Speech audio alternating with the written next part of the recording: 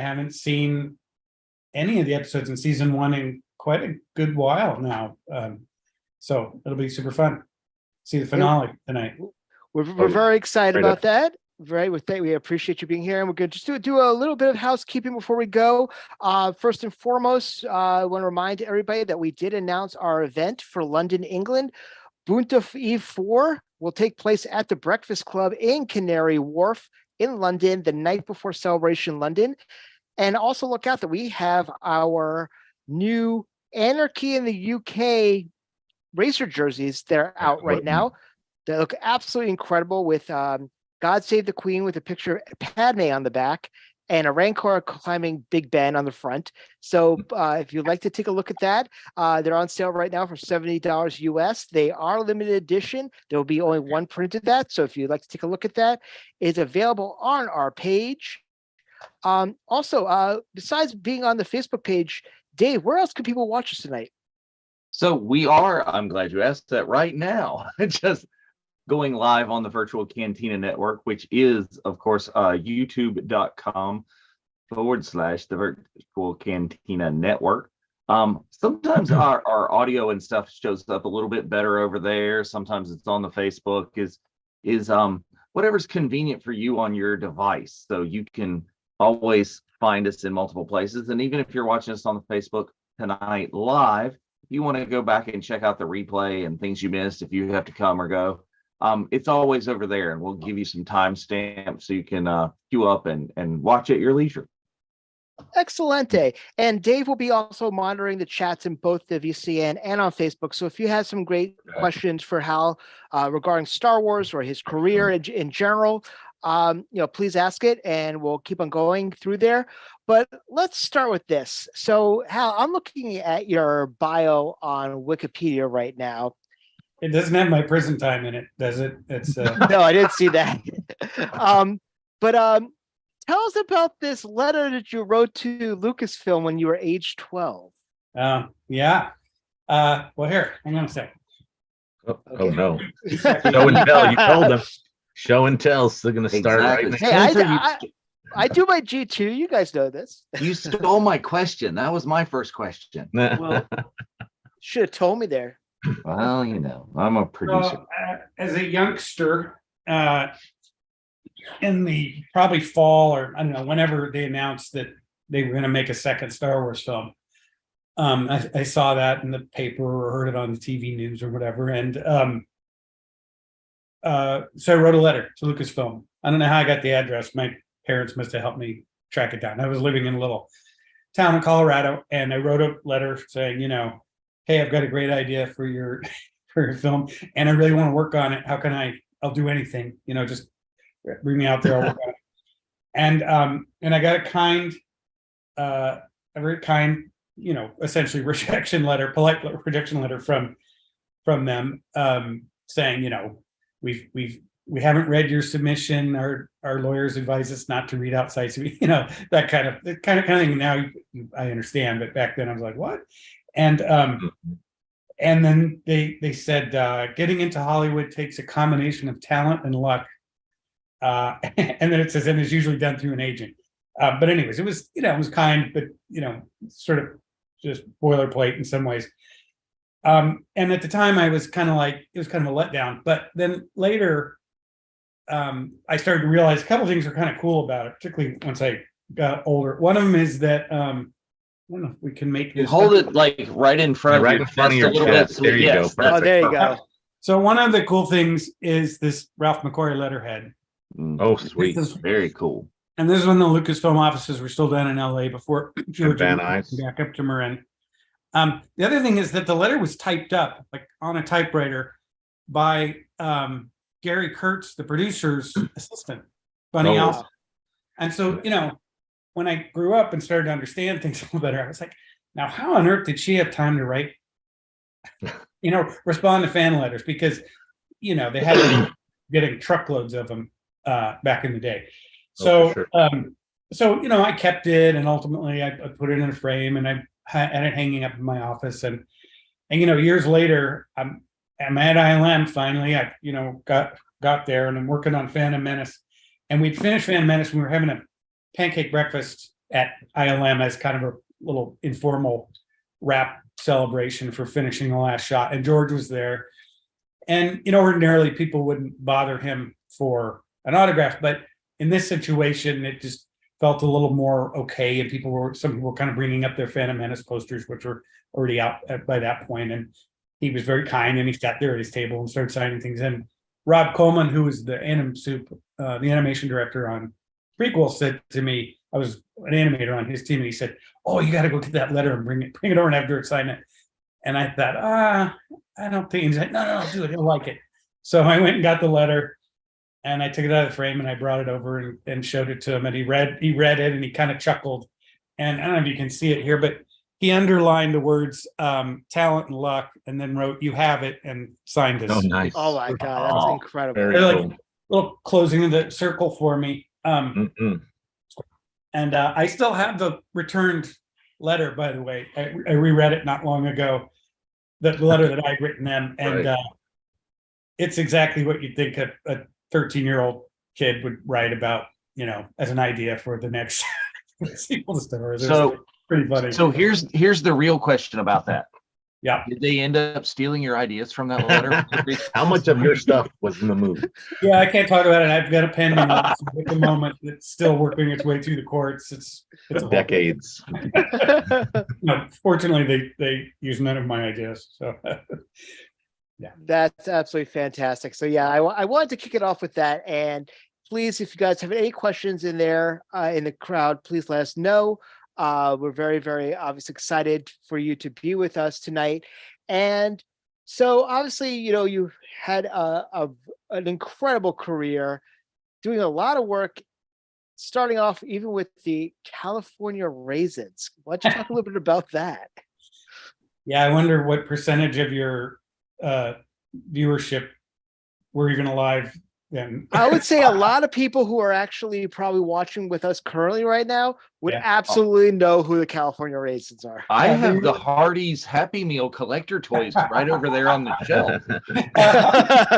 I remember the Hardee's tie-in. Yeah, I was working at Will Vinton Studios, which later in the 2000s became Leica, and is still producing excellent stop motion films, the Kubo and Two Strings, Box Trolls, etc.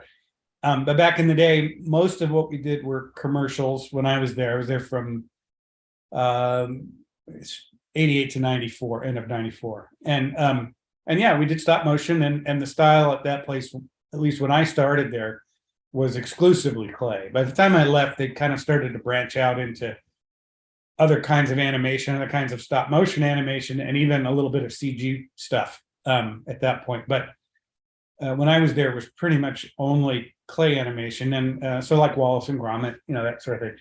And yeah, they got this advertising account to do these commercials. And, for those of you who don't know what they are, just YouTube it, or you Google it, and it'll be on YouTube. But it's a bunch of commercials with these little dancing Raisin characters singing and dancing to Motown hits. And for whatever reason, they just became this weird cultural blip in the mid 80s, late 80s, early 90s. Very prevalent. Yes. Radar and saw them everywhere on t-shirts and baseball hats and everything. Did you do the holiday special where they're singing like "We Three Kings of Orientar" with the camels and the? That was right before I joined. Was the holiday special, and then after I joined, we did 2 Raisin related specials. Then we did a Halloween special, which ended up airing on like Mother's Day or something, because it got moved. I don't forget what the reason. So we started calling it A Very Scary Mother's Day. I mean, that's not the official title. That's just we started calling it when we heard it wasn't going to be released in October. And we did an Easter special as well. And I think those were all for ABC, and they weren't all Raisin related. There were 2 Raisin specials, and then the other 2 were a bit more, original stuff that we did, and it was good fun, and loads of commercials. We did tons and tons of commercials back then. And then right after I left, they started doing the PJs, and they did the first several rounds of the M&M commercials with the. Oh yeah, that was their first foray into CG, largely, and that was right after I left. Yeah, it's good times. Yep. Good little company to work for. So going off on a little bit of a tangent here, just because we mentioned a certain kind of holiday special. Did you ever get what was your impression of the original holiday special? Since as we just had Life Day about a couple of weeks ago. Well, it's funny because back then there wasn't this fire hose of media, like tons of, everywhere you look, there's a new streaming series, and there's 20 blockbusters every summer to chock full of fantasy and sci-fi and superhero stuff and all that. But back in the late 70s, there would just be a handful of films that would come out in any given year that it picked up around the end of it, like around 79 and 80. That was a bonanza of genre films, a lot of sci-fi stuff. But around the time Star Wars came out, and especially on TV, you kind of take anything you could get. Didn't matter how good it was, like in terms of sci-fi. I mean, there wasn't so much of it that you could go, oh, that sucks, I'm not going to watch it. It was like I would literally watch anything that was sci-fi related, and certainly anything Star Wars related. So when the Christmas special came out, yeah, I was like, it's kind of weird. Like, it doesn't really feel like Star Wars, and why is B. Arthur in this? And, because we watched Maude regularly in our house. I knew who she was as an actress. I just didn't understand what her connection was to Star Wars. But I really dug the Boba Fett cartoon in it. Yeah. The animation style was very 70s. It wasn't done by Bakshi, but it had it felt like a mashup of Ralph Bakshi animation and Mobius, the French comic book artist. It kind of fit to me. And I really dug that a lot. I still do. I still really like that little portion of it. Anyway, so all that, I know it's just, it's famously vilified as the horrible thing. And it is kind of, in one way, kind of atrocious. But I have to say, I have sort of warm and fuzzies for it, only because, like I said, anything that came out that was Star Wars related, I was like on it. Like, I have to watch it. And, like the two Ewok movies, Caravan of Courage, Ewok Adventure.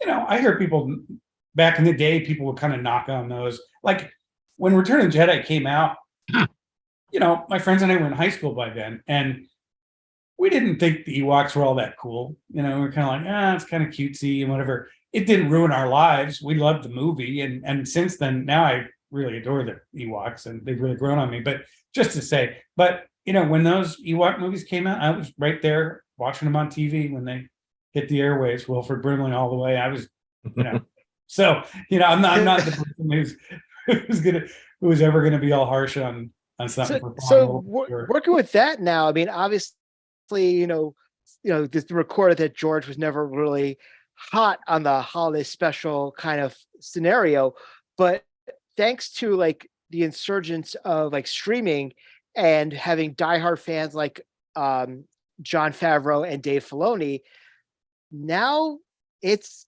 kind of canon, which is kind of interesting. What's your thoughts on that now? I know it's funny, isn't it?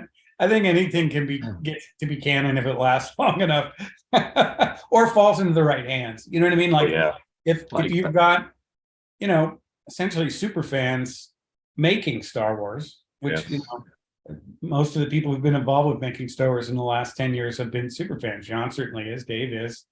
Dave's the torchbearer for George. He spent years with George, just elbow to elbow with him, making the animated series. And it's in his DNA. And John just loves it to pieces. John had written, I think, half the script for the first season of Mandalorian before he even pitched the show to Kathy. He'd already written them. So, these are very devoted followers. And if those guys are like, let's make a little reference here, or let's include this little piece. John especially loves unearthing less looked at nuggets of Star Wars lore and incorporating them in his show, like those ice spiders in season episode Macquarie. 2. We're from an unused Macquarie concept for a creature on Dagobah, and he loves that stuff, like finding, and even like blurgs to go back to the Ewok. I forget whether Caravan of Courage or Ewok Adventure, but that's the only place they'd ever really been seen, unless they were in, I don't know if they were in the animated. I think they were in the animated series somewhere, maybe, but but and that's another like really obscure thing. Or taking an Ugnaught. I mean, Ugnaughts are to Star Wars fans not super obscure, but to casual watchers of Star Wars, Right. they're like, oh, where have you seen the? Oh yeah, Empire Strikes Back, Cloud City. But Right. to take one of those guys and then make him like a central character, and they love doing that, which is cool. It's a great way to explore. It's amazing. I think they talked about it on the first gallery season, whereas they like to take the figures that their brother would hand them down that was not the cool ones and make them Yeah, prevalent. So Leftovers. it's like okay, shelf cool. So warmers. you got like Hammerhead, you got you got Ugnaught, you're bringing the Blurg, you're bringing the rifle from the faithful Wookiee, Exactly. so different. Or the one Dave has in his hand. There it is. Right Yeah. IG-11. Yeah. Absolutely. So I just want to remind everybody that we are going to be watching the season 1 finale on Disney Plus. So please make sure that you have that all queued up. But Dave, I believe we have our first question in the chat. We do. From our friend Mr. Jonathan Notman is how the question is, so since you've obviously been interested in Star Wars from the early age of 12, is was Star Wars your inspiration for getting into filmmaking, or since your early work was claymation, was it more like the stop motion stuff from Harryhausen or that sort of era that was inspirational to you? Thank you, John, for that very insightful question. The answer is yes. Well, yes to both things. The first thing that got me on the path was seeing King Kong on TV. Wasn't old enough to see it in its original run in 1933, but I saw it on TV probably like 1971 or 2 when I was maybe 7 or something. I saw it on TV, utterly fascinated by it, and mom took me. My mom to take me to a bookstore to look for books on how the film was made. Unfortunately, there were 2 excellent books on King Kong available at that time. One's called The Girl and the Hairy Paw, and the other one's called The Making of King Kong. But so I had those 2 books, and I started learning everything I could learn about stop motion. Was already watching any sci-fi, horror, or fantasy I could find on TV, and so I started to connect with Harryhausen's work. Those films would come on periodically, and so that was where I was at when Star Wars came. Star Wars came out. I think it was actually 13 when Star Wars came out, or I turned 13 that summer. But anyways, I was already making little Super 8 animations. So I had a Super 8 camera. I was making Super 8 stop motion animation the summer that Star Wars came out, and then that just kind of and broadened my interest in visual effects generally. So that I was like, oh wow, how did they do the tractor? That chasm in the Death Star where Obi-Wan turns off the tractor beam. Like, how did they do that? They couldn't have built that. And how did they do Luke's speeder? And how did they do the lightsaber? And how they do all the spaceship shots? And I wanted to know all that stuff. So I started eating up whatever information I could get on that. And that's really what kind of sealed the deal. I was already interested in stop motion, and then I just became much more broadly interested in visual effects, but also filmmaking. Actually, I started to think more about movies as a whole thing rather than just focusing on how cool this monster is in this one moment, So, but yeah, so it was both things: stop motion and then Star Wars. Speaking of the stop motion and Harryhausen, what was your impression of the nod to Harryhausen in the Book of Boba Fett? I thought it was great. I didn't supervise the animation on it. I'd love to have the very brilliant Paul Kavanaugh was doing Book of Boba Fett, but I was in a lot of the early meetings about the project and various, I kind of John won't let me get too far away from any of the stuff that he's involved in. I'm in the Mando world, so but cool. Paul and the team did a great job, and I loved it. I thought the Rancor was fantastic, and I love the way they used it. And because you see so little of it when you think about it, you see so little of it in Jedi. Like, we don't really know how it walks. It takes a couple of steps in the cave, but not enough to have a, let's say, canon means of walking. And we don't really know how agile they are. They have long arms and short legs. You'd think they might be able to kind of swing around like an ape or something. Right. And so we leaned into that, and it was super fun. I was constantly checking out the stuff Paul and his team were doing, and it just came out great. That and the Scorpion X, the robot. Oh, gun, right. Those are The super oversized droidicas. Exactly. Absolutely. So I think that's a good segue, sorry, Spencer, into Sure. our next chat question from Chantel, which is, so what is inspiring to you now that you're incorporating into your current work? Is it new techniques on old technology, or is it all new technology? And kind of nothing inspires me now. I'm sort of dead inside. No, I'm it's funny you mention that. I gave a talk at a conference recently, and the gist of the talk was about how these days there's kind of an embrace of old school visual effects techniques, and in some corners of film Twitter and other places, a kind of tendency to diss modern visual effect, CGI.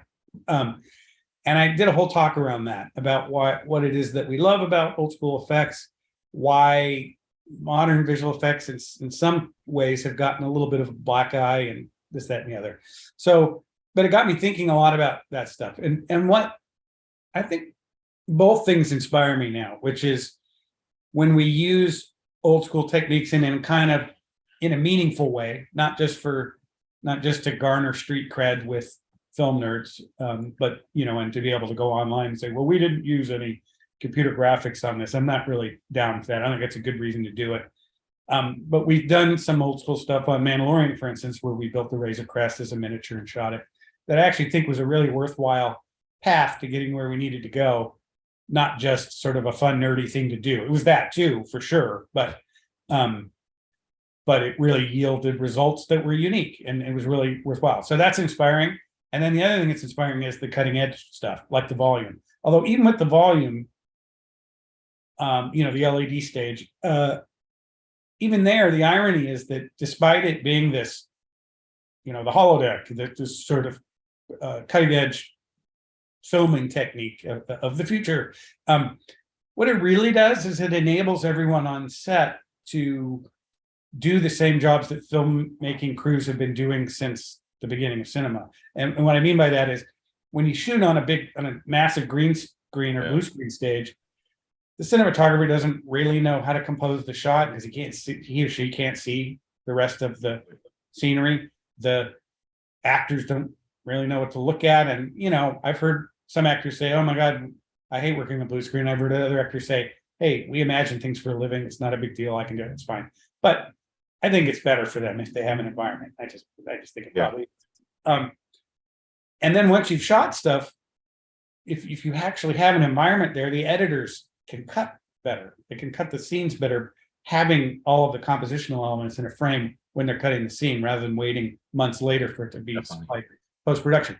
So, this cutting edge thing actually enables the cinematographer and the actors and everyone else to kind of do, and the camera operator, everyone to sort of do the job they're trained to do in filmmaking in the way they're trained to do it, and not have to sort of extrapolate. And so anyways, but those are things that inspire me.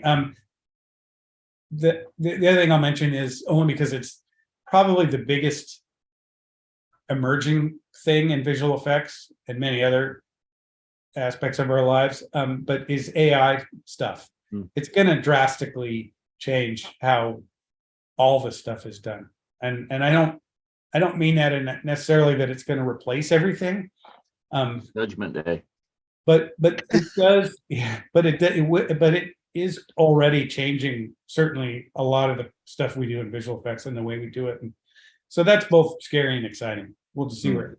I have a feeling that 5 years from now we'll be doing stuff with it that none of us thought we would be doing with it. Like, there's obvious things I can see now. There's face swap stuff. There's removing backgrounds from actors to be able to replace them in a much easier way than we currently do that. There's all kinds of things like that. But I have a feeling 5 years from now we'll be going, holy moly, I had no idea we'd be doing this. This is nuts, So that's great. So we're going to have a couple other questions, and we're about to start the show. But before we start that, I actually had a question myself.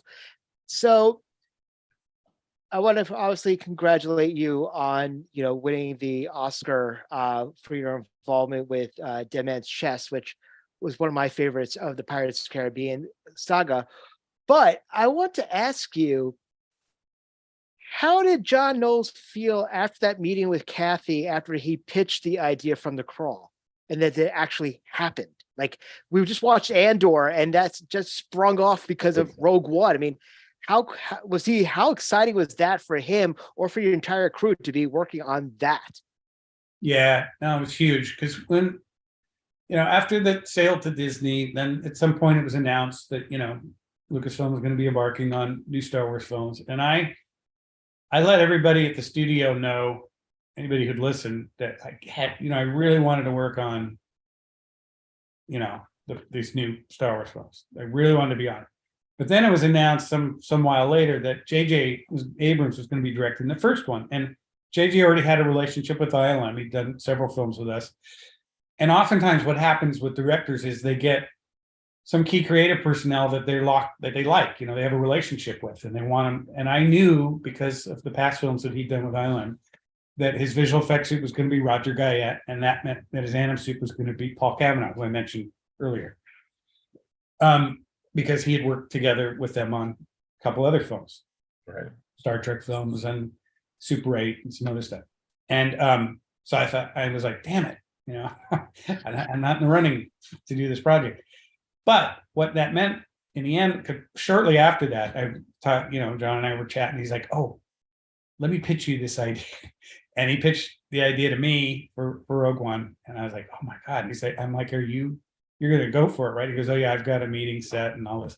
Sweet. So then I felt super great. Once that was greenlit, then I felt super grateful because John and I already we made a bunch of films together already. And I knew that if that happened, he and I would get to do that together. And so it's tickled me that my good friend and one of our own, for visual effects, John pitched the idea and got it greenlit. That was exciting and joyful. And then being on it was, extra great. And then in retrospect, and I'm not knocking the sequel trilogy at all. I'm not somebody who gets all down stuff, but in retrospect, it is my favorite of the post.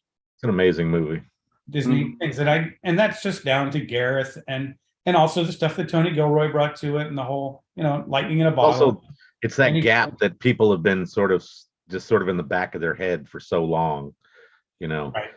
that filling themselves versus now having a film that does an amazing job of it. So yeah, and it's also in my sweet spot for Star Wars timeline. In fact, I feel, we just passed Thanksgiving, but I'll just say it. I feel super grateful that, most of my Star Wars activity in the last decade or so has been in the kind of original trilogy timeline. First Rogue One and then Mandalorian. Rogue One being just before the original trilogy and Mandalorian being 5 years after. So it's fun. It's a corner of Star Wars that I enjoy in terms of the vibe and the way the costumes look and the sets look and everything. It's all, it's the playground I always wanted to play in when I was a kid. So super great. And I have to say is that when they did the re-release this past year of Rogue One in IMAX before Andor, that opened up the whole movie to myself, like in a different way that I didn't see on my television in my living room. It was just absolutely incredible. I wanted to get out and see it and I didn't get a chance. It bummed me out, but yeah, it's good to hear. It was great. It was an amazing presentation. Yeah. Go ahead. Seeing the intricacies, like when they were putting the dish on the Death Star, just seeing like the plug and play, almost like you actually saw like the intricacies. It was absolutely mind-boggling. That's cool. Yeah, I should say I really love Andor. Man, what a show! I mean, I don't think there's been discussion about like, is it really Star Wars because of this, that, the other tone and this, that. And I'm like, man, I am so here for it. And I don't want all my Star Wars to be that. I certainly want the other kind of seat of your pants, Buck Roger for a new generation kind of Star Wars. But holy cow, I thought it was great, man. It's such good writing. Like really awesome. Really, some of those monologues were absolutely insane. I was just going to say the same thing. Amazing, scenes where somebody just stalks and it's just so like amazing to get the vibe from what they're talking about, and let them I also expel. like, I know you guys want to get on with this, so we can, but Oh yeah, we gotta go. No, we don't. one of the, We hear you talk. We're fine. well, one of the things I really love about it is, there's a thing, and I enjoy it. I've enjoyed it since the first time I think I encountered it was in Kevin Smith's Clerks, that bit he does about, I think it's in Clerks. No, I know it came from him, but that bit he does about, well, the Death Star had daycares on it, and, the independent contractors and construction workers, and it sort of kicked off a whole strain of sort of, and it's usually in a kind of jokey way, but it's whatever, whether people take it seriously or not. But that, from another point of view, as they say in Star Wars, that, the rebels were terrorists, and that the Empire, and it's fine. I like thought experiments like that, and it's fine. And I certainly really appreciate, like all the cosplay around the Empire, and especially and also because of all the philanthropical work that like the 501st does. And all that. Oh yeah, that was a great kind of roundabout way to, they start by being fans, and then they get to be used in the movie because they're just so meticulous. Yeah, and it's awesome, and that's all great,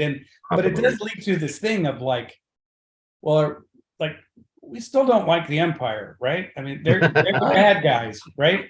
And what I really liked in Andor is that's the chilliest, scariest version of the Empire I think I've yet seen. And I think it's because it's so real in terms of, the whole banality of evil and bureaucracy, giant bureaucracies that just kind of steamroll over people.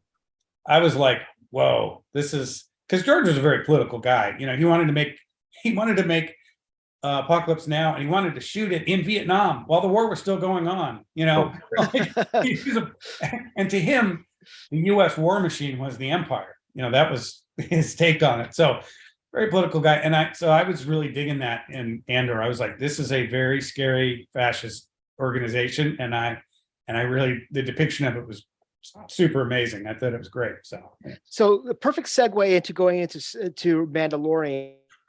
And you just mentioned that up about maybe the rebels are the terrorists. There's a great scene in season 2 of Mandalorian with Bill Burr, where the stormtroopers are cheering when the shipment comes in, like they're the good guys. Like, yeah, all right. But what was your thoughts on that? I mean, to us, all of us watching, we were like, this is awesome. Like, it's such a great moment. It's like, here's the Empire coming in to save the day, and it's super ironic. And the stormtroopers are all clapping for them as they come in across the bridge in the thing. But then that's followed up by that amazing scene where they sit down in the break room and with that that officer that formerly had commanded Burr in some hellish military campaign. Cinder, yeah, and that scene that's right up there as well for me in terms of really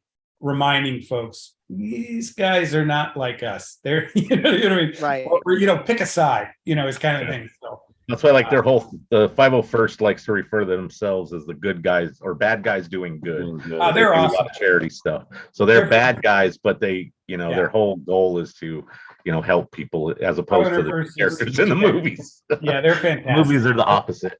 I love those guys. Plus, the other thing is, who doesn't want to play a bad guy now? You know what I mean? Like, that's fun. I totally get that. But just say, there's like in the larger sort of cultural sphere, it's like glamorize that. You don't want to remember. But I love those guys. They're the best, and their suits are absolutely amazing. Because I've seen the filming. The usual costume. I'll have to say the trooper costumes on Rogue were really amazing because they were, they were supposed to look like the original trilogy stormtroopers, but they really upgraded. Like those little slits on these curved parts on the side of the stormtrooper helmets. Back in the day, those were like decals, or they were painted on. They weren't actual. And then Rogue One, those were all like actual little grooves, and I mean, it was amazing. I don't know how they got all that detail into them and still were able to kind of mass produce them for all the background guys, but they were just beautiful looking. So anyways, but the 501st, their stuff's on another level because the whole interior is tricked out as well. Like stuff you would never see they never would build that for film, but those guys built and gals built all that stuff in there, and that voice changer and everything. Stuff's amazing. I'm always in awe whenever I see them. That's awesome. So why don't we start this episode, ladies and gentlemen? Once again, we are going to be watching the season finale, which is chapter 8 of season 1 of Mandalorian. And we're going to start with the usual 10-second countdown. We're starting at the Disney Plus splash. And we will watch the recap, just because a lot of us have not seen that in a long time. So Jeff, why don't you do the countdown tonight? Okie doke. So this is chapter 8, Redemption, season 1 of The Mandalorian. And we got a 10, 9, 8, 7, 6, 5, 4, 3, 2, 1. 8. So as we're watching the recap, Dave, why don't you ask the question that was put into the chat? So here is a question, another one from Mr. Notman. So in your opinion, what era had the greatest impact on the jump in film technology? Would it be, and there are some choices here, but feel free to go beyond these choices. The choices would be Pixar Toy Story period or ILM during the Phantom Menace. Which one gave us more to the film legacy? Well, those two are actually pretty close together, because I worked on Toy Story, and then I went straight from there to ILM and worked on, well, first on Lost World and then on Jurassic. But that's all the post Jurassic Park era. And now Pixar had been, Pixar started out as part of ILM. Well, not ILM technically; they were the Lucasfilm Computer Graphics Department, but they were in a group of buildings with ILM, and so that their revolution in CG sort of dovetailed with ILM. Like Steve Jobs bought them from George in '85, I think, and ILM continued with their own stuff in CG. But the big watershed event was really Jurassic Park. That was the big game changer for visual effects and film generally. And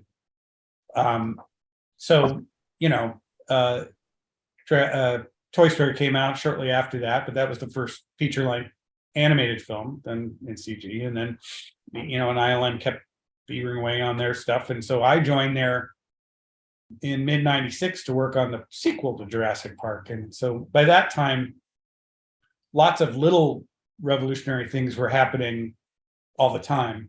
But the really big seismic change had happened just before that time, Jurassic Park. I was going to say this scene where these guys, this extended scene, once they park and start talking, there was a cut of this that, I kid you not, I think it was 10 minutes long. Like, it was really, really long. And it was super funny. Like, it is funny now, but it was, even at that length, it was hilarious. But I think they just had to be reasonable about it and sort of fit it into the rest. You're taking Jason Sudeikis and putting and Adam Pally, who are two known comedians, especially Adam Pally, and allowing them to go off on their own. I think that's kind of dangerous. Yeah. It was so fun. There's there's like a moment where one of them's off in the background peeing, relieving himself, and then there were all kinds of. It felt like they spent 8 hours out there, in Star Wars time. I forgot about the scene about them punching Grogu, and I'm like, oh my god, or the child, as he's known at this. Jason get like death threats or something for doing that to Grogu? Yep. I have friends and family who were incensed about that. Like, why does he keep hitting the kid again? Like, I had no idea. I just got to put this out there. I mean, people, sir. We would watch the hell out of a director's cut of it. Just saying, people that could make that happen. Yep. They should resurrect that and put it on Disney Plus. Absolutely. Yeah, definitely. This whole bit with the extras. Yeah, that was great. It's just missing. Yeah. So we're talking a little bit about Andor. What was your thoughts on the fact that they actually brought in real world swear words into canon? Really? Oh, interesting. I hadn't even thought about that. You know what I thought about more immediately was a droid that speaks in a human voice. Now And those exist. 3PO always Empathetic. spoke in a human voice, but I mean, he's not an R2 astromech type droid, but he's more in that family, you know. He's Right. And when he talked in this very natural, you know, human voice, I was like, ooh, I don't know, is that? I had to really think about it, you know, like, is that Star Wars? I don't Right. know. But then I thought, Yeah. well, 3PO talks, you know, speaks English, and okay, I can, you know. Yeah, I there's can- other variations all over the place. So you'd think But I somebody. hadn't thought about swear words. What about the use of toilet instead of any other variation? And in fact, I think we see someone use a bathroom, and I thought, I think that's the first space bathroom we've ever seen. So- Space bathroom. On the used. Razor Crest, they had that. Here in the in season one. Mandalorian, Oh, you're right. You're absolutely right. the beginning of the Um, season. Oh, that's great. Oh, smack that baby. Oh, First the- again. well, you had the Mithril walking right by in the first episode in the pilot of Mandalorian by the right. refresher. When Yeah. he's actually talking about going home for Life Day Yeah, that's great. in that scene. In that- So This little beat where IG thrashes these two guys took a surprisingly long time to get right, because it had to be both violent and funny. And Right. in it, I don't know why, but you never know when you start a project which sequences of shots are going to end up being kind of a difficult process, and this was definitely one. I can't even tell you why. It just took us a while to get it right.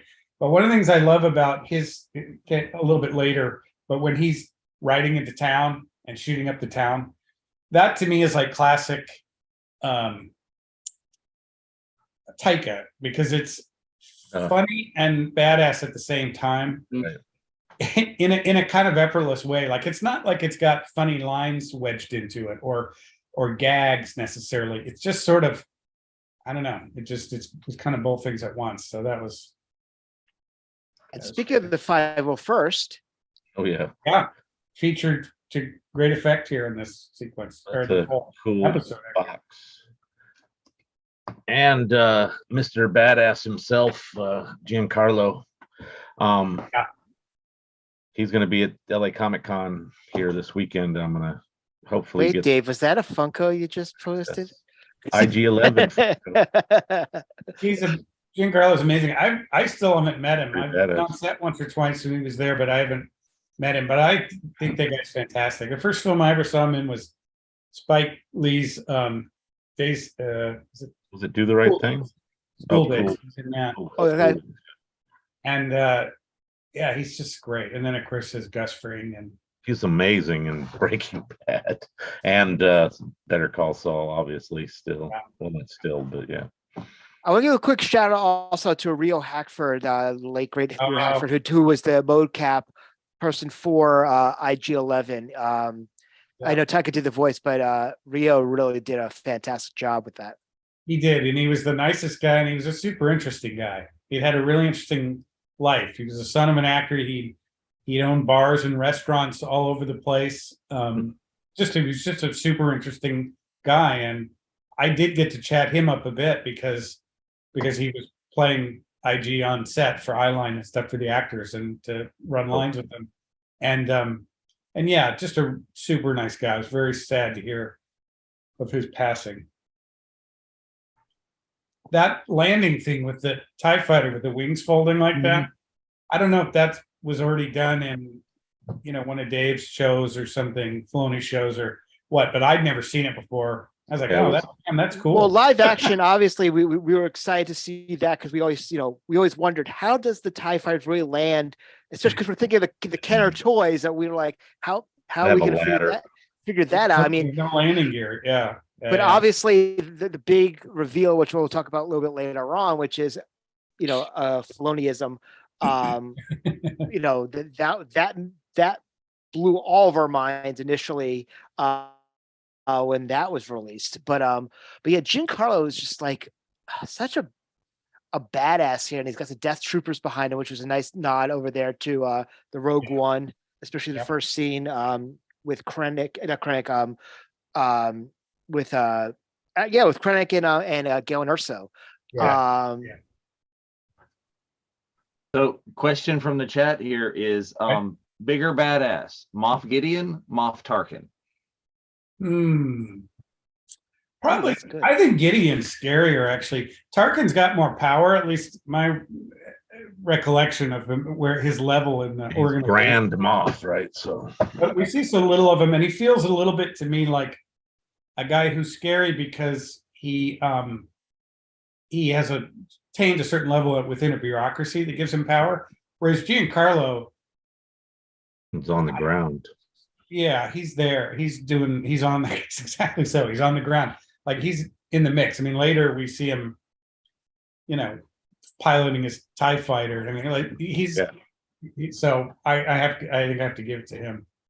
So obviously being a fan of obviously of the OT, and that's your love for that, and talking about Tarkin, what was your thoughts on Guy Henry's performance in Rogue One as Tarkin? Guy was great. That was a tough thing. It's always a tough thing to do that kind of work. I find it frankly a bit unrewarding as a sort of class of visual effects work to do, because anytime the audience you're bringing back a character played by an actor who's passed or de-aging an actor, whatever, the audience just knows it's a visual effect. There's no way to fool them. I mean, they know that actor's no longer with us or not that age or whatever the case may be. So they're always looking for the seams in it, and I think it can take them out of the film in a way. In fact, I almost wonder sometimes if it isn't better to just recast than to do that kind of thing. But that's what we were tasked with on Rogue One, and I'm proud of the work we did on that, and it was good. But I liked Guy Henry's performance very much. I mean, he said from the outset, he said, "Look, I'm not going to do an impersonation of Tarkin. I'm just going to do my own. I mean, not Tarkin, but Peter Cushing. Peter Cushing, yes. Thank you. So I'm not going to do an impersonation of him, and I think that was the right way to go. He did a version of the character, not a strict impersonation of Cushing. That's fine. This sequence was fun because we got to do super battle droids. I did the first walk cycle for a super battle droid in Attack of the Clones. I animated it, it was a clone, Attack of the Clones, and that was fun. It was really fun to get to do them again in this. Yeah, they were pretty spooky in this scene. I was definitely impressed by this, and especially towards the end here. And then, I think in this scene is for the battle droids there, this makes them kind of more scarier in the fast zombies versus slow zombies. I think in the prequel trilogies, they were the slow zombies and a little bit scary there, but these guys are a lot more agile at this point, and it's like, holy crap. Cleaning up. And we were also, all through season one, we were still trying to figure out the sort of language of how Mandos use their jetpacks, how they take off, how they land, what looks cool. And this sequence, the wire work in this sequence, because that's what it's pretty much all of it is, was really successful. Like the guys looked tough, the way they landed and the way they held their guns and everything we were like, this is good. Let's remember this. And the other sequence that helped us gel that was the third episode of this season, where the Mandos come in and save the day. Right. At the end. And that was where we really figured out that we liked them not hovering a lot, but sort of hopping from place to place, landing on a rooftop, firing a few shots, jumping off to land somewhere else. There's a bunch of things like that we figured out this season that helped us later on. Season 2, we had Mandos in general in this show are just amazing. So we on one of the shows, actually the show that Dave hosts called Unifying Force, they talked about this quite a bit. What do you think is your impression of why Star Wars likes to make orphans and make them heroes? I mean, they do that a lot. It's a recurring theme. That's true. I kind of think filmmakers like to do, like, it just increases drama, like Bambi, boom, right up the bat. Spoilers, everyone. 70-year-old movie. Yeah. But I hear you. It is a theme to like have it. But what's funny is, like, I remember when my brother and I were little kids, we were living in Colorado, and we'd run off into the hills to play together. And we were always dreaming up some absurd like, okay, we're a pioneer family and our parents have been killed and it's just the two of us and we have to survive, whatever. Like we would always dream stuff up like that to kind of up the dramatic ante of whatever little adventure we were on.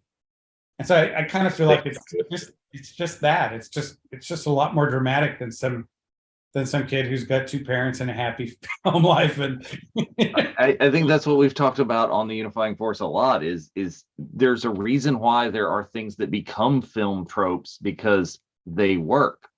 You know, we just saw the Mando take off here with like, you know, a real, I think nod to maybe Christopher Reeve's Superman with the you know, the leg extended and the leg up, just the lifting into the air.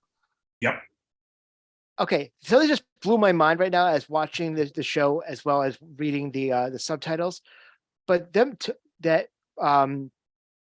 Reef Karga is talking about the fact that Moff Gideon is a former ISB purge officer. And we just learned all about the ISB in Andor. I'm like, oh my God. Yep. It all ties together. It's great when you pick those little bits up. Carl was super fun to work with. You know, he directed, was it the fourth? I forget. Third or fourth episode. He directed episodes in this season and in season 2. Anyways, that was the best scene ever. We could just stop watching now because IG-11 cruising through. I mean, still going, so we can. It really is. It's again.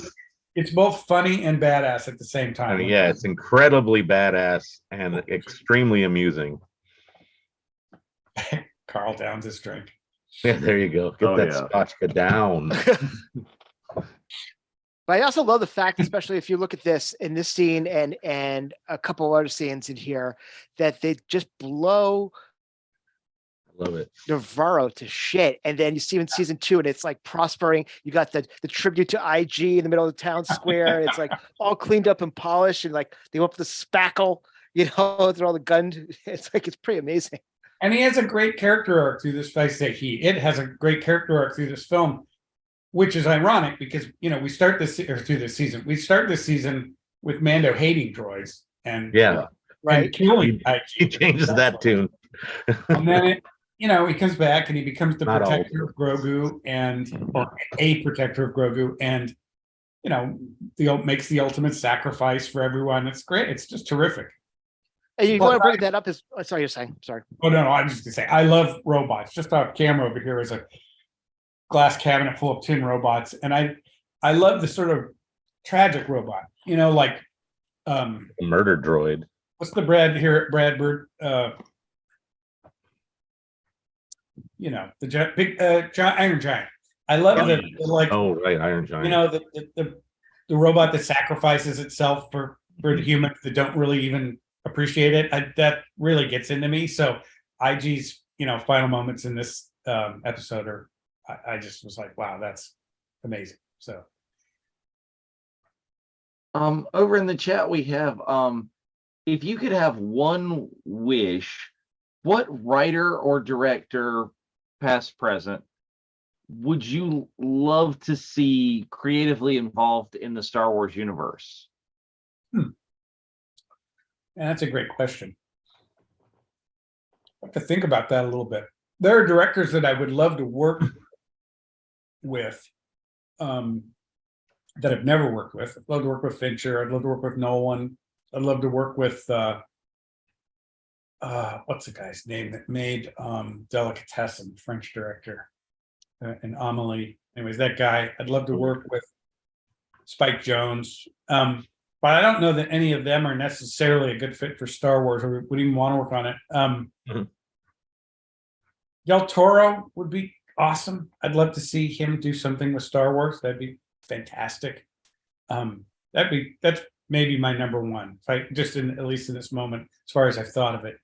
Well, I mean, and maybe we would see the opportunity that we have Andor, which is this totally different kind of Star Wars property, that maybe there's room for like a Spike Lee Star Wars, something that's completely different from what we think Star Wars should be, but his interpretation. Yep.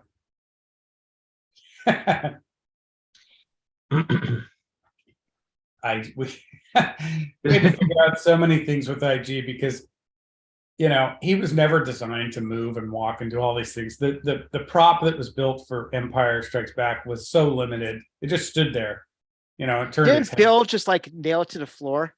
Yeah, and it had like weird hands that don't like. How could you grip anything? Very similar to the action figure, which was Right. the worst to pose ever. I Exactly. hated. I remember super gluing a gun into one of his hands because I couldn't get him to hold it. And his That's feet pretty are much all what- little, and he's like top heavy, and it's like, come on, dude. Well, it wasn't IG-11, but it was IG-88, which is the same Yeah. model. So We had the yeah, we same were talking about IG-88. I'm sorry. Anyways, but yeah, they're the same thing. So it's like I think they improved a little bit on the figure in the Black Series IG-11. This guy's It's cool. The flamethrower guy, he's great. And all the fire is CG, even the close-ups of the flamethrower, which I think is pretty darn successful. We had a lot of reference. Absolutely. Yeah, we had a lot of reference of actual flamethrowers and how they work and what the flame looks like, and we studied that. But I think that the CG firework is really good, and it's one of those things that was just like CG water and a bunch of things like that. It was really hard to do for so long. It's still hard to do, but it's just gotten so much better. that was amazing right there. So do you think Very stuff like believable. this, that there's so much reference out there for, and stuff like recreating, Peter Cushing as Tarkin, is that where AI is going to come in the future? Is just turn it over to them? Absolutely, stuff like Tarkin for sure. Stuff like this, I don't know. It certainly seems like there would be a way to use it ultimately. The main thing is it has to be directable. And like that was one of the issues with deepfake for a long time, is that, it was around and people would do these videos online after you did your work, and they would use our finished work, like Tarkin, for instance, and then they do a deepfake on top of it and go, oh, look, we improved it using deepfake. And it's like, well, yeah, but you started with what we did and whatever, it's the whole thing. But also the problem with deepfake at that time, and the reason we weren't using it then, is because it wasn't directable. If you did a take and you went, well, it's great, except for we want to change this, that, and that, you couldn't do that. And now that's changed, and it's part of our workflow and all that, or techniques similar to it are part of our workflow.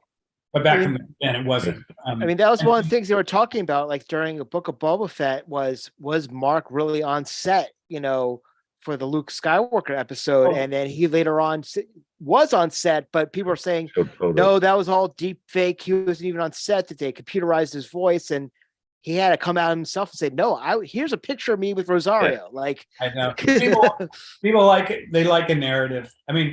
It's a whole thing, but Mark was absolutely, both for the season 2 finale and for Book of Boba Fett, Mark was involved through the whole process and crucial to the process. And he in the case of the season finale with Max, worked together on the performance, and with God,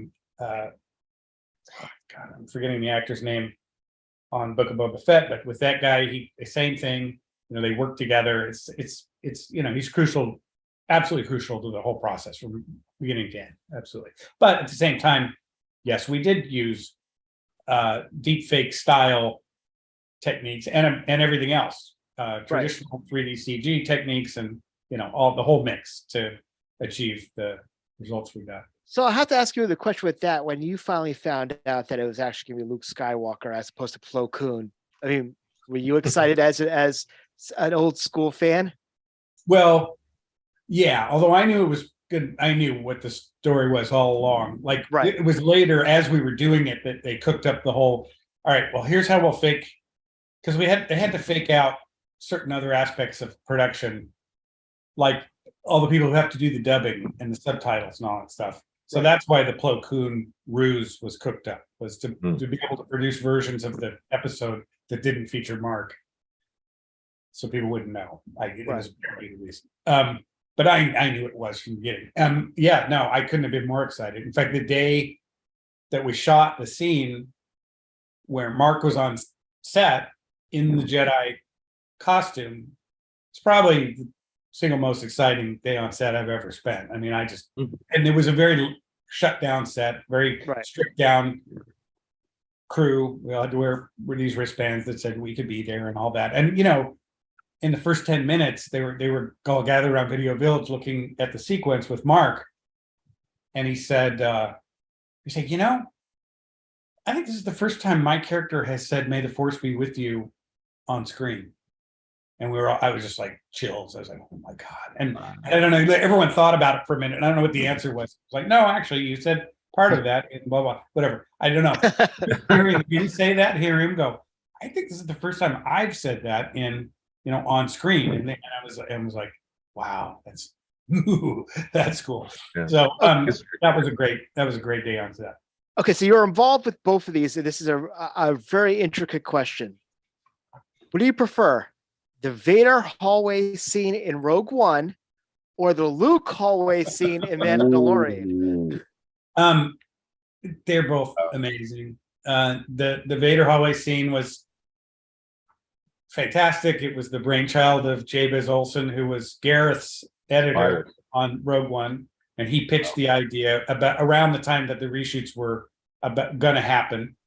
And everyone went, that's a good idea. And so it got incorporated into the reshoots. And Gareth actually directed that part of the reshoots while Tony did other stuff. That's an amazing scene. And that's what's crazy about filmmaking is, people who don't know all that backstory could see the movie and go, man, I love that movie. And I loved how right after the crash of Jyn and Cassian dying on the beach, then you get the energy of this Vader scene, and then going into the final coda of Carrie, Leia saying hope, and you're like, yeah, it's brilliant, except it was never intended to be that way. And that scene was someone in the mix, someone's inspiration late in the process. It's just that, and all movies are like that. Movies that are completely famous for being classic, The Godfather, whatever. I'm sure there are stories about, oh yeah, that thing that everyone thinks is like the most classic scene ever created in cinema, that was a total accident. It was somebody thought this, and then it was supposed to be something else entirely, and they had to make do on the day, and they did this thing, and now it's like enshrined. I mean, I could say that I was in the theater with my friends, and I'm like, holy shit. Like, I was completely freaking out with Vader going completely nuts in that. And obviously, when people saw the Luke one, they're like, and Gareth is in the scene too. He plays the guy that pulls the thing. But and then the Luke scene is just amazing because everybody has been waiting to watch Luke do his thing with his lightsaber forever. We get to see him fight Vader, and we get to see him fight Jabba's minions and Jedi on the sail barge and stuff. But people really wanted to see him kick ass. People want to see both characters kick ass. That was why both those scenes were so satisfying. Exactly. People really want to see Vader just be Vader, we wanted that Vader, that was the Vader that we wanted, and that was the Luke we wanted. But I want to give a little quick shout out to a friend of the group, Emily Swallow, who's in there right now as the armorer, and she has her big scene, which was she was stunt doubled by another friend, Lauren Mary Kim, who also did for Ahsoka in the season 7 of the Clone Wars with Ray Park. So this is just an incredible scene in itself. Yeah. Man, you guys know more about this stuff than I do. I never got to meet Emily. She's great. I've seen her. I've seen her in the show, and I follow her online, social media and stuff. And she's terrific. She's a pleasure in person. I've had the pleasure of meeting her at 2 different cons now. Very nice. So the one thing that we keep on this show. What we keep on getting excited about, especially with season 3, is are we going to get the Armorer and Bo-Katan in the same room? Like we're like we're waiting for that. And is there going to be like an argument or a fight because of the ideologies between the two of them? I know. It's funny because when I watch this, after all this time has passed, I watch this down. There'll be some shots in here that I think will sail past the audience without a thought. Some shot where IG crosses the room and does something and picks up they tell him to go out in the hallway here and do this or that or whatever. And I'll suddenly be cast back to some visual effects review 3 years ago where we're like talking for like 15 minutes about some aspect of this sequence. But you watch the sequence now and you think, is IG-11 even in the sequence? It's like, yeah, he's in it. He has little bits here and there in it. And I just remember, and this happened to be a sequence where he was CG all the time. And there were just all these discussions about, well, wait, should he be in this shot? No, let's clear him out of this shot, but let's have him in this shot. And when should we cut to him? We need to cut back to the baby. Let's put a shot of it. And it, it just went round and round. And that's just filmmaking. But it's just funny to me because it's the kind of thing that I think, it's not showy, and it's not the thing anyone would ever watch the sequence and go, ooh, great visual effects on. Yeah, you've done so much more work with this and these characters that you forget what's actually made it to the screen and what's not. They've got more story with you. And the thing is, it's all work. Like even a sequence like that's very quiet and doesn't seem like a big visual effect sequence. Like those flame jets on the forge, and IG here carrying the kid and handing him off to her, and like, how does that work? And how is he? They were just endless. And it's all stuff that you'd look at the sequence and think, I don't know, how hard could that be? That seems pretty straightforward. Oh yeah, well, it would not have occurred to me that the flame jets on the forge were like an effect. I would just they just like that all had to be. I probably for safety reasons to begin with. Right. Like, certainly you can have fire. Flames are pretty hot. We do it all the time, but I think probably it was just or maybe it was a creative thing. It was like, well, we're not sure yet how that should look. It's a special flame, and we'll figure that out later. I don't remember the story on that, but I do know those were all done. So we asked this question of everybody who's been involved with Mandalorian. What was your initial thought about when you knew about the concept of the child, and then when you actually saw the child? That was actually the reason for my involvement in the series in the first place. I had worked with John on Iron Man, the first Iron Man, like 10 years before. And I knew the series was happening, but I was busy on other projects. And then I'd finished Rogue and one or two other things. And then I got a call. They were like, hey, this series we're doing and John's doing. I'm like, hey, I've been hearing about it. Like, well, I have a character on it. And John was asking if you could join some of the calls and, give thoughts on this character. And so that's how I wasn't initially, it wasn't like I was initially called and said, okay, you're going to be the Anim Soup on this. It was actually just sort of consulting-ish on the child, on Grogu. And I was like, wow, this is awesome. What fun. How cool is this? And they hadn't quite zeroed in on, they hadn't hit that exact Christian Alsman design that became the sort of the crystallizing image for the kid yet. And so we had calls and we talked about how big his eyes should be and how wrinkly he should be, this, that, and the other. But what John and I talked about mostly was character stuff, like that overall, he should not be a character that acts cute. Like he should just be himself. And you just look at him and think, oh, he's adorable. But because if you think about like babies, like real babies, you hold them, they're not always doing cute things. They just look cute. In fact, a lot of the time they're doing weird things. Like they'll just sort of like stare at you, and you're like, what is going on? Baby. And then they'll pick gross things up and put them in their mouths and stuff, and that's what Grogu needed to be. We talked about it even once the design was set down and everything else, and we got into shooting and everything else.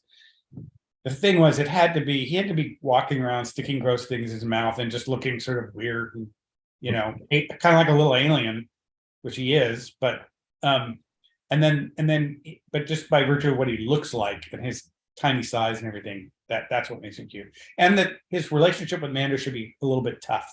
Mando's not like, my little baby cuddling him. He's just kind of like, come on, kid, we're going, and that was really crucial as well. So we had a lot of conversation about it. Anyways, that was the start. And then a month or two later, they were like, oh yeah, you're gonna be the animation supervisor. I was like, okay, all right, great. It'll be fun to work with John again. All right, let's do that.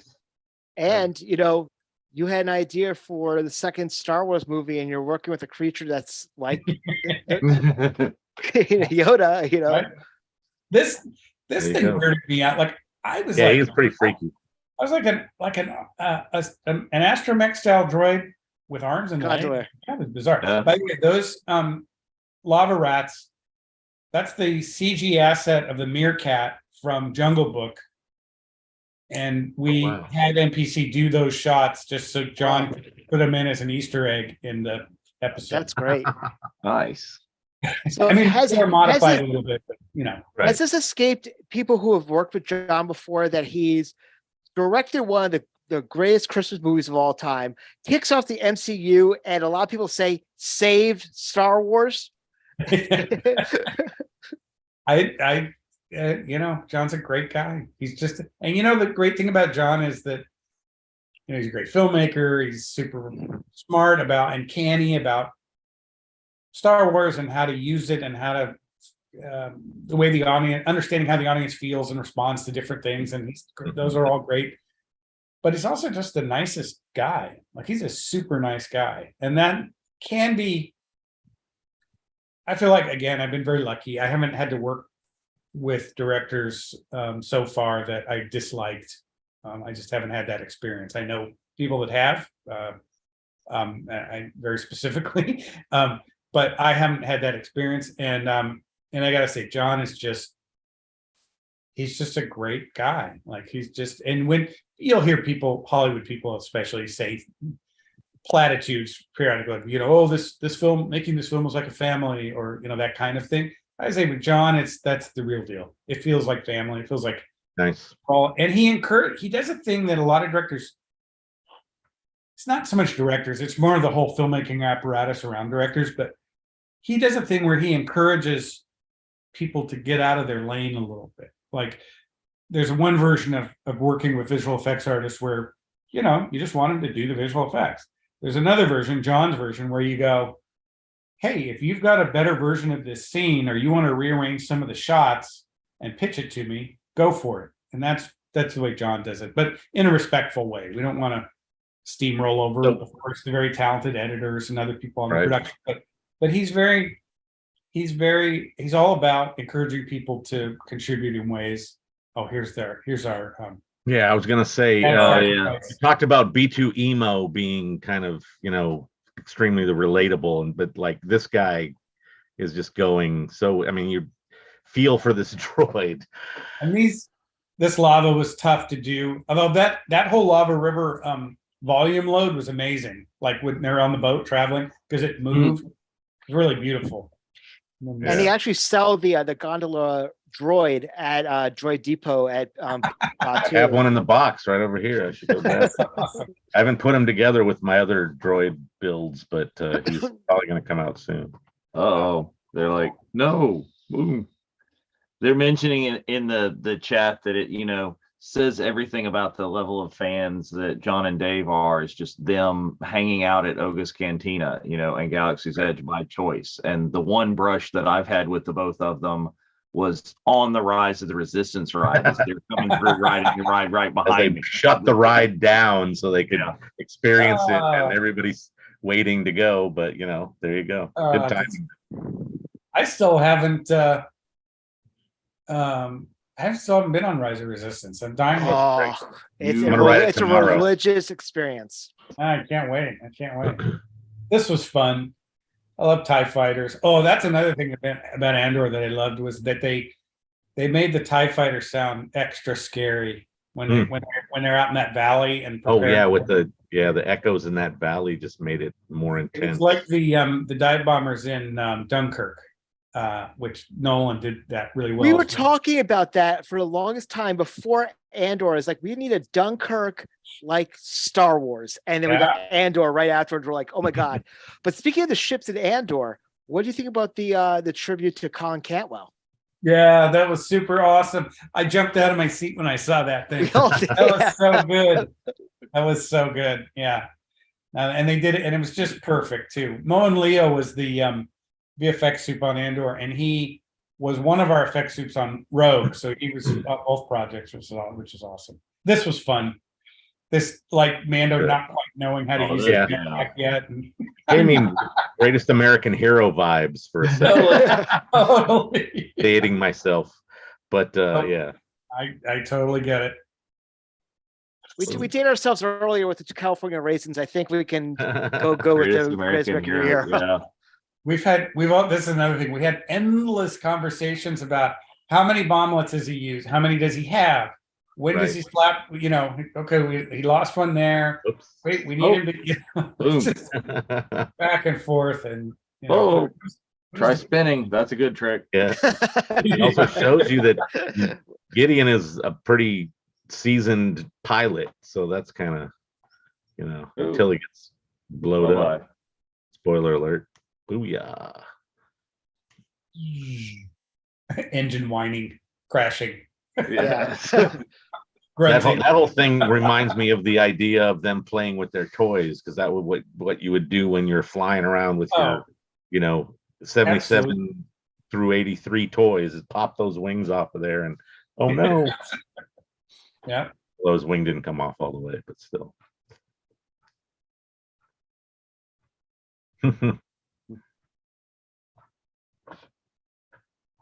Little fuzzy noggin. Oh yeah, that's the cute right there. It's just the little tiny hair. Exactly. Well, He's kind of reminds me of, that look on his face where he's like, Yeah, you were exactly. saying, like babies are just weird looking. They are weird looking. Yeah. And you know, people come on set and they're like, "Oh my God, he's so cute. I want to take him home." Like, yeah, you can take him home, but you have to take those 3 grown men in gray with them, you know, because otherwise he's not going to Yeah, move. it's gonna be lifeless. I think Ewan McGregor tells a story about the prequels when Yoda was a puppet, and you know they're sitting there and you've just done a scene and you're acting with Yoda, and then they go on break and he just kind of goes "Roar." Slumps Oh, yeah, over in the chair.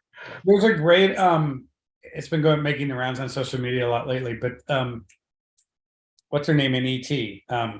That played the Drew youngest. Barrymore? oh, the Drew Drew Barrymore, Now- that story, yes. She was convinced that ET was real, and she asked the costume department if they had a scarf that he could wear to keep his neck warm. And then Steven told 2 people on the crew, "Look, you've got to be ready at all times to man the controls for ET anytime True. she comes over to talk to him." And it's Oh, really wow. sweet. It's just really just wonderful. Very Keep that cool. magic. So from the chat, favorite character, Mando or Boba Fett, or Din Djarin or Boba Fett? Good question. I think Din, because Din is still more mysterious to me in some ways. I feel like I know so much more about Boba now from the Book of Boba Fett, which is great, Definitely. and I enjoyed it very much. But I kind of like Din's still a little bit more Clint Eastwood man with no name to me. I know more about him. I know his name. I know his tragic backstory on Mandalore, you know, or I know all, you know, these different parts of it, but I still haven't spent enough time with him with the helmet off, and you know, he's still very terse in his dialogue and all that, and that I like that. I enjoy that. In fact, you know, to be honest, it's kind of ironic, you know, having worked on Rogue and having worked on this, but the part of Star Wars that I still like the best was when all I had seen was New Hope, and it wasn't even called New Hope; it's just called Star Wars. Yep, Star Wars. And it presented me with the idea of this vast universe of things that I didn't know anything about, like Tusken Raiders. What are they? Jawas? I don't know. They're little. They steal things.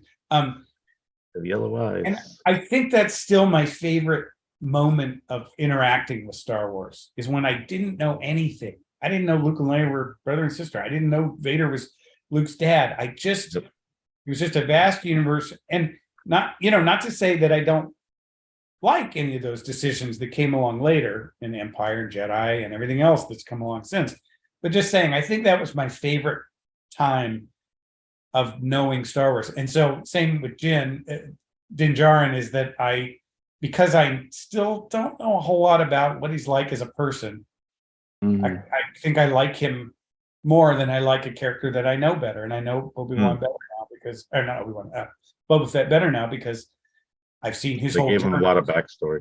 you know, and that was great. I mean, I enjoyed the hell out of that series, and I love working a little bit with Robert before I, you know, had to move on to the next project while Paul as I mentioned before, came in and took over on Book of Boba Fett. But Robert's awesome, an awesome guy, super fun, another great, really just great person. Robert he cooks, and he lives down in Austin, and he makes his own like chocolate and honey and Oh, stuff. wow. And he would send out, you'd get like this thing in the mail of chocolates that he made that had his homemade like honey in it. So, and they were just like amazing. He's just a great guy. I don't know that sounds like He looked like he was Hollywood fun on like, set because they always showed him playing guitar and like yeah, hanging out with the baby. he's such a cool guy. And you'd think somebody that has all those talents, he's a musician, a filmmaker, and all this stuff, that he'd be a giant asshole, honestly. You know what I mean? He'd be like Right. all full of himself and everything. Just the nicest guy. Just absolutely nicest guy. I love the ending of this episode here with Giancarlo and the dark sabers. I was reveal of watching this Darksaber. the first time with like some casual Star Wars fans, and they're so this launched into another like 45-minute ordeal of I was literally the guy in the meme on the billboard or with the blackboard going like, Charlie no, this from, is connected to this, Always and Sunny. that's what that is, and you got to know. And it was an agonizing thing not agonizing, but it was a tough thing to get the effect right for Dave, particularly because Right. Dave and George came up with the Darksaber, and Mhm. and Dave really wanted it to be right, to have the right, the energy flowing through everything. So even though it's barely seen in this season, it really just there was a lot of work put into how it looked and everything. And then that evolved a little bit in season 2. It didn't change dramatically. It just, they kind of fine-tuned it there because we see a lot more of it in season 2. But yeah, super cool. No, that was absolutely awesome. So we're going into, like I said, we're about to get started into season 2. What was your impression? Like, how do you feel that this changed the? Oh, there's your name on the credits. I fought in the season 1. I was like, because I usually don't go and like, all right, where's my name in the credit? What's my credit on? I'm just like, it's Lucasfilm. I'm just gonna, the animation supervisor will be in it. And the credits came out. And I was like, I'm gonna. So I pressed them between season 1 and season 2. I was like, I want to talk to you guys about putting my name in the art card credits. What we call main. That's the cool main spot, credits, but on the tail end. Right. In season 2, you'll see that my name is in the art card credits, Sweet. not in the crawl. Nothing against being in the crawl. I've been in the crawl most of my life, but I'm just saying, I kind of watched it and I was kind of like, I gotta do something about that. So, anyways, but sorry, but you were going to say about season 2. Yes, it's just with season 2. I mean, Mandalorian obviously was one of the big first things for Disney Plus, and it totally reinvigorated like Star Wars fandom that was honestly was very split during the sequel trilogy. Sure. How do you feel that the lasting legacy or impression of the Mandalorian is going to change Star Wars going forward? Well, if we don't blow it, we'll be.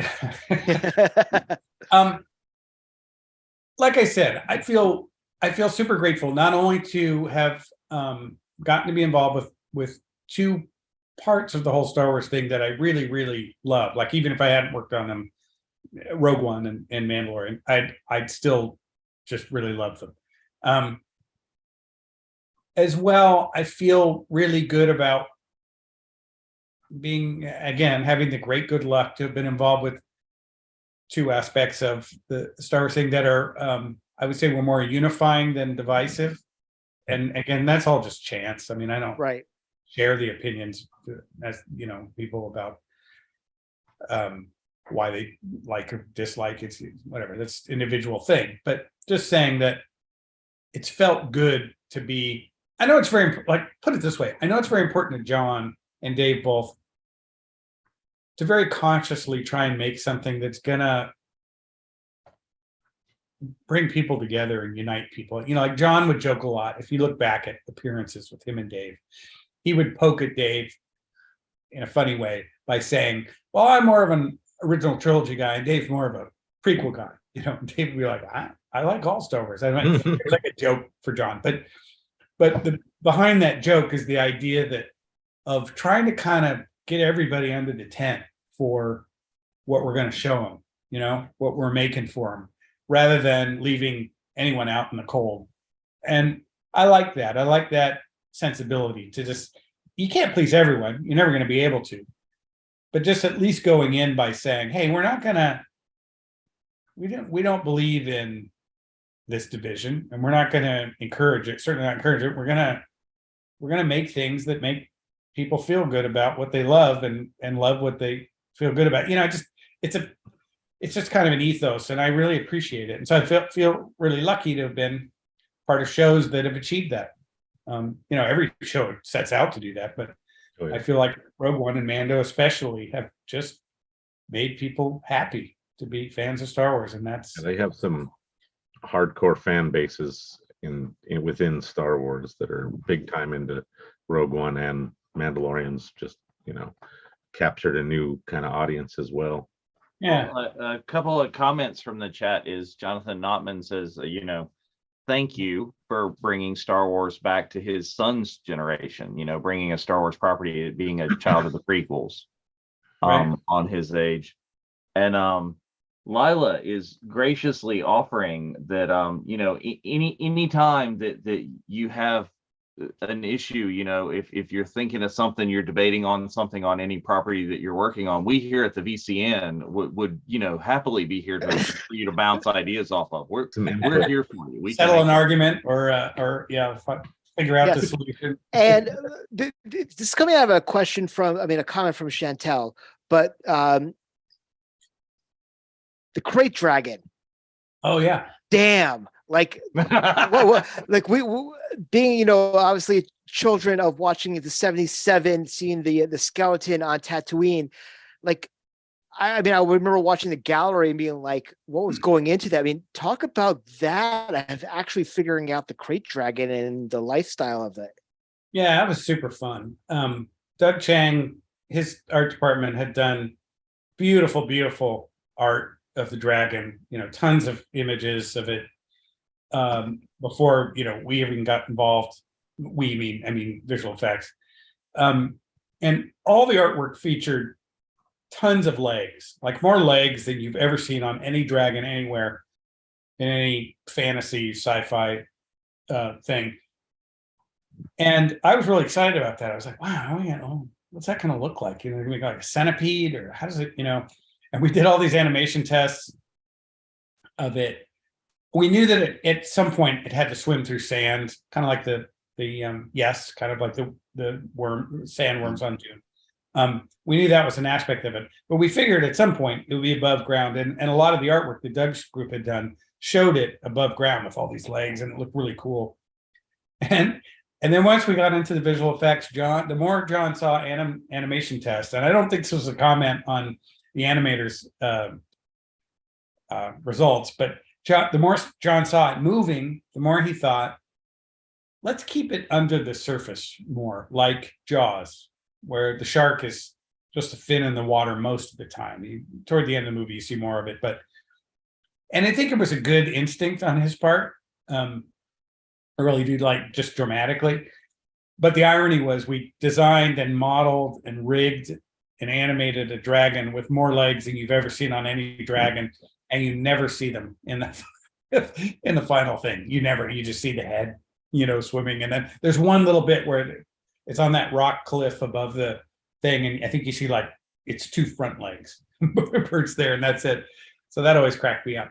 But it was super fun to work on. It was a lovely design, just beautiful. And the effects work that our team did on the sand simulations, because the idea is that it has some kind of organs inside it that can kind of liquefy the sand, as it, you know, like with sound waves or something, as it passes through them. Those sand simulations were just beautiful. Like when it would swim through, it would sort of slump back and solidify after it passed, and it was like, oh my god, that's amazing. And we also did something that was really fun, because on season 1 episode, not episode 3, season 1 episode, is it 7? the one just before the one we watched where they're at the campfire and there are these flying creatures. Oh, they fight those, yeah. I don't know what episode that was, 4 or 5. Anyways, when we were working on that sequence in post-production, John was like, I've had this idea of opening up the mat on the, the on the frame, because the show is 235. So that means there's a little black border at the top and bottom, Right. and 2x9 on our TV stats. And he was like, I kind of like to open up the frame. And we couldn't do it on that sequence because A, we were too late in the game by the time he had that idea, and B, it was at night. And so if you move the black borders, you wouldn't necessarily notice it because it's all black out there anyway. And we also talked about leaving the black borders, but having the creatures fly out over them. Right. Yes. Sometimes with movies that are going to be released in 3D, but for the 2-dimensional trailers, they'll do that to sort of give you the sense of 3D as a kind of trick, which is fun. Yeah, Chantel was just saying that it totally changed everything when you opened up the aspect ratio. Exactly. So he held on to that idea, and then we did it in that sequence. It's my blah blah blah. But yes, and he liked the moment that he did it because it's coming up out of the cave, and the masks just kind of slowly animate out to 16:9, and you either notice it or you don't. But it really brings you into the scene. It's great. So it was fun on every level. That was a fun sequence to do. So, a question that I have on the other show that I host with a couple of co-hosts is the Unifying Force. We talk a lot about film and the aspects of film, and you've started to mention several other ones. You're mentioning Jaws. What would be your top 3 or top 5 films of all times that you think would be driven by or absolutely made by visual effects? Oh boy, that's tough because there's so many. Obviously King Kong. A couple. They don't have to be top. Yeah, I mean, obviously, original King Kong had a huge impact on me, but that's just because of when I saw it, the moment I saw it, the age I was at. I mean, it was a seminal film in terms of visual effects generally. But Star Wars is one, Blade Runner, Close Encounters, 2001.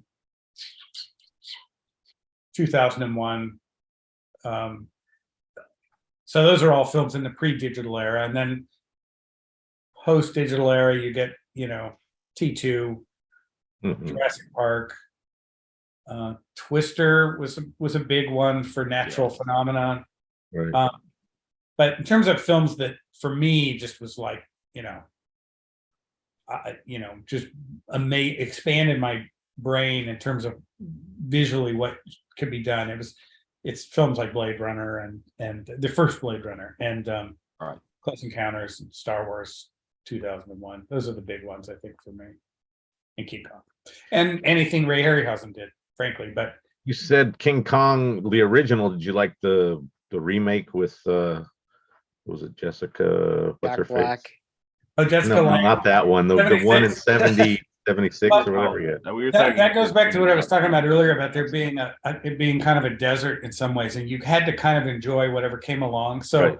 I was psyched that they were making it, and then I saw it, and I was like, well, the big Carlo Rambaldi animatronic Kong that they touted in all the press and is only in like 3 shots looked terrible. The Rick Baker gorilla suit looked awesome. And I had this weird thing where even though I had fallen in love with stop motion, I was also a massive Godzilla and Gamera. Right. So I had an appreciation for person in a suit creature creation, but I also love stop motion. And it was a little bit of a war in my psyche back then in terms of visual effects. But I really, really liked Rick Baker's suit work in that film, the gorilla itself. And then as I learned more about Rick and his work, and he worked on Star Wars and he worked on a million other, American Werewolf in London, et cetera, et cetera, et cetera.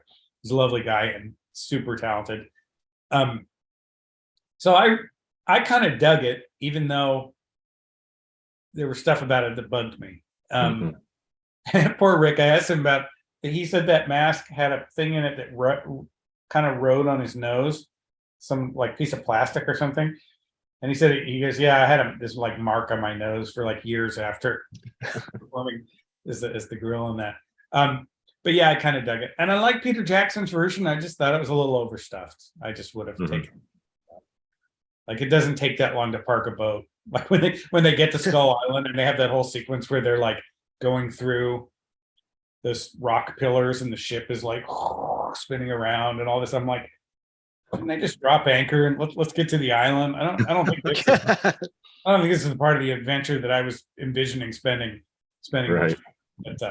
But I really liked it, and I liked that he leaned into, because as a kid I was very sympathetic to Kong. In fact, when I saw the original, I was super angry at the ending, at the treatment of Kong in the film, and I basically made my mom help me write a letter to the local TV station who I held accountable for this thing. And I don't know if she even mailed it, but she helped me write it. We wrote this letter to the TV station saying, that it was awful. And I like that he kept Kong as sort of a real creature that's scary and terrifying and all that, but he really leaned into the sad, the pathos of him and what happens to him being brought to New York and dying as he does and all that. And I was very moved by it. I loved it. I loved the ending, but there's stuff I would have trimmed down and whatnot. What do I know? I've never directed a feature film. So we Easy for talked me. about. So well, I mean, but some of the things that you've done have made giant impacts on feature films, and I would assume that it would be choices that you've made. So that kind of leads me into this. We talked about some of this in the pre-show before we actually went live. Is I would be remiss to ask you to tell us a little bit about like the decisions made on the movement of the droidekas, Jeff,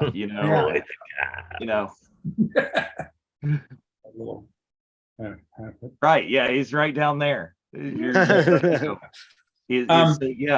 did the decisions to how they came about and movement and that sort of thing? Well, so when Doug Chang designed those guys, his idea was not that they would walk. His idea was that they would roll to get around, and then they'd unfold and they'd just stand there like a tripod, shooting at things. But George wanted these guys to walk, come down that hallway in that early scene and all that. And so it was tough because you can see even in that little image there that, for one thing, the legs only have two joints. They have an upper leg part and lower leg part. They don't have an ankle within a foot, like essentially a third leg part. And that limits you a little bit in how far they can extend as one of these feet sort of falls behind the body while they're walking. And then, they pick up and stab down again in front and pass by. If you have that extra little third part, it gives you more sort of leeway in how you work it. And the other thing is that there's three legs, which I don't know, looked, but Google three-legged animal, you're not going to find any except for animals who've lost a leg, tragically, and I think that must tell us something about how viable this is for an animal that's supposed to get around. So that presented challenges because they have short legs with only two segments, but we had to figure out an order that looked like it kind of made sense and could support the weight, that they never looked off balance as they took a step. And then on top of all that, George was like, I think it should be like a gunslinger, which made sense because they got these two big guns that they kind of hold out like that. And they already look sort of bow-legged. If you kind of look at them, especially from the front. So it was just about coming up with a plausible little, chunk, chunk, chunk, chunk with that third leg, doing it, sting wherever it made sense. I think it was an alternate. I think it was like left back leg, right back leg, left back leg, right leg, something like that. So anyways, that was the thing. And actually, I never knew that Doug intended for them to be stationary. And I used to always jokingly complain about, like, oh, I gotta remember to tell that Doug Chang never to design any more three-legged characters. And then at some point during our Mandalorian, because we work a lot now with Doug on Mandalorian, it came up, and he's like, oh, well, you know, the thing is, I never intended for those things to walk, so that's why. I was like, oh, okay. I should have known.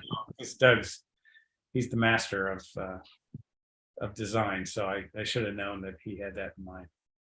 But they were super fun.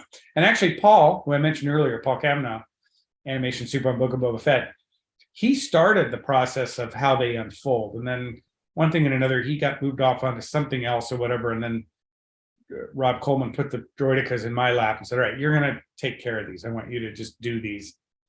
And Paul had started to figure it out. And so I took what he had done and was looking at it and then just carried it further. But Paul did some of the heavy lifting initially on how these guys roll into place and unfold and pop up. Well, they have definitely left an impression, especially on Jeff there. And then the cool thing about the droidicas, and this is totally Doug Chang, is that they kind of mechanically, it kind of all works. I mean, that's why they were able to make, there's a pretty good plastic toy action figure that kind of does all the things. You can have it rolled up into a ball. You can unroll Lego did a really good techniques version of the droidica that like once you put it together with all the, you know, rubber bands and everything that goes, you know, into those builds, it will literally, you can roll it and it will unfold and like land on its feet. Oh, it's great. Very cool. Doug's group, you know, when they designed the Razor Crest, everything worked. Like the landing gear really fit inside the body, and it didn't take up space somewhere in the body that was the living quarters. It was like in its own, they were on their own little base, and they actually, you know, swiveled out with the right mechanisms and pistons and everything. It wasn't, because, you know, we can obviously cheat a lot with CG and all that. We don't have to make things always be perfectly mechanically operable, but Doug, I think, really he must enjoy that, because I find a lot of his designs actually function in 3D space in a way that isn't always the case with things we're working on. So it's really cool.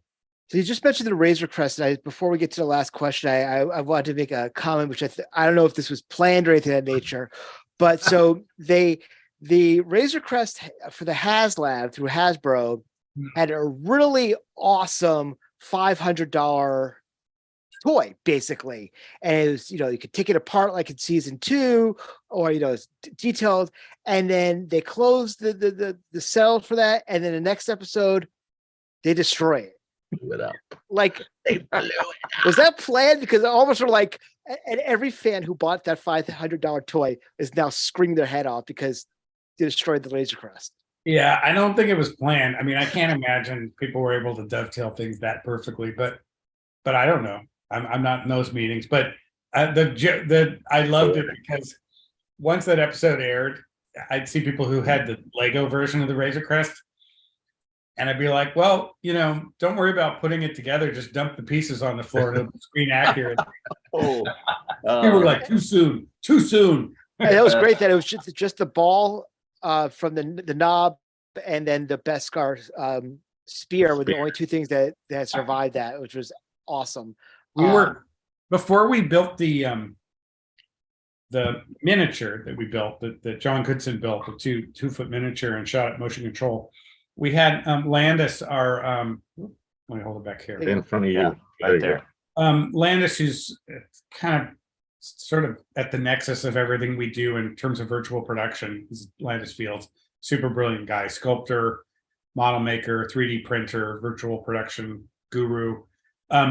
He 3D printed this Razor Crest, and then it was painted with this kind of shiny paint job. And the idea was we just use it for sort of general guidance on how this thing looks in different lighting. Like you could take it outside and put it against the sky, and you could take it and put it in different lighting conditions and kind of look at it. And but then, you know, at a certain point in the production, John said, well, what if we just built a proper, you know, miniature of it that was with the actual paint job and everything that we took, you know. So then we went down that path. And then once we were going down that path, we were like, well, why don't we just shoot the thing, actually shoot shots of it, you know, instead of just using it as lighting references. But that was kind of a fun middle step along the way. And they actually had the 2-foot version at the exhibit at Celebration, which a lot of people said that was like one of the best things, you know, as part of that. But yeah, we got the final question of the night. Dave, why don't you answer it? So we're talking about ships there, and so if you can tell us whose idea was it to harken back to the prequels and use an N1 Naboo starfighter in Mando season 2? I assume that was John's idea. I can't say Boba certain, Fett. but John writes most of the scripts. Dave writes some of the scripts. They write together, but I assume that idea was John, but I don't know for sure. Honestly, I don't. I don't know if that was Dave's or John's idea or whose idea that was. I assume it was John's though, but I'm just going to guess. Go out on a limb and guess. And it was great to have the 80s muscle rebuilding the car sequence when they're rebuilding the starfighter. That was all. I was waiting for 80s hairband music to be playing in the background. That was awesome. I love the first test flight. I think it's super fun. It's really fun and it feels really visceral. And it's another thing that John's very keen on is for a sequence like that, where you're featuring a craft flying, whether it's in space or in the atmosphere on the planet, whatever, is that you make sure to design the shots in a way that feels as though they were actually filmed in a plausible way. In other words, the camera's either on the ground, watching the thing go by, or on a rooftop or whatever, or the camera's in another airplane, another spacecraft, whatever, flying alongside, but that you try to avoid magic cameras, like the camera that's like 8 feet away from the cockpit looking at the pilot, but it's like, well, where is that camera? It's not mounted on the plane. It's not on another plane because we're obviously, you can tell we're in proximity, we're 8 or 10 feet away. That's the stuff we try to avoid. The camera's either mounted on the plane or it's on another plane a long ways away, but on a long lens or whatever. And paying attention to those things throughout, it just sort of subconsciously grounds you in sequences and makes you feel like it could be real, or it at least follows the rules of stuff that we know is real, like a real movie that has like airplanes, let's say, that they like Dunkirk, where they film airplanes, but they also use visual effects in that. But just saying, using that helps. But I think that's a great place to end the discussion right there, because I think you've given me, at least personally, the greatest insight into visual effects that I think I've heard, which is when you're going to film it, to put it in camera, is make it feel like it really could be a real camera on the visual effect. Yeah, the more talk that George, or not George, but people that were doing stuff recently were trying to basically replicate something that George would do in terms of camera style, where it wouldn't be, like you said, the magic camera. It would be grounded into other, previous movie history in terms of how the cameras are set, and then, go from there, as opposed to having this, drone camera flying all around or whatever, we could do these days. And it's all evolving. Obviously kids that grew up today are growing up on drone camera footage and GoPro cameras on people's helmets and wherever. And that's going to inform what film looks like going, but we're still a little bit, there's a lag thing. And we're still kind of keying off of the former language of film and what it looks like in order to make it real. Keeps it kind of grounded more in the Star Wars realm, I think, if you do it that way as well. Yeah. Well, I definitely think that's like you're saying, Dave, that was the great place to for us to finish up tonight. But first and foremost, Hal, thank you so much for joining us tonight. Yes, it's been an education and a half and a great conversation, and we definitely would love to talk to you again if you would like to come back on the show again. Oh yeah, let's do it again. Let's do a finale of season 2 or whatever. Okay. We'll talk about that offline, but we'll definitely make that work. But Jeff, anything you want to close out with? It was a great show, very informative. Love to hear the stories, love the insight. That same kind of vibe I had, except I wasn't as bold about trying to go and connect with the company, but getting that effect when I was a kid. Sure. Everything is very relatable in terms of what you talked about. It was great hearing what you said. Dave. Just thank you once again. Absolutely amazing, great insight, great night. I've had so much fun. Sure. Thanks very much, Dave.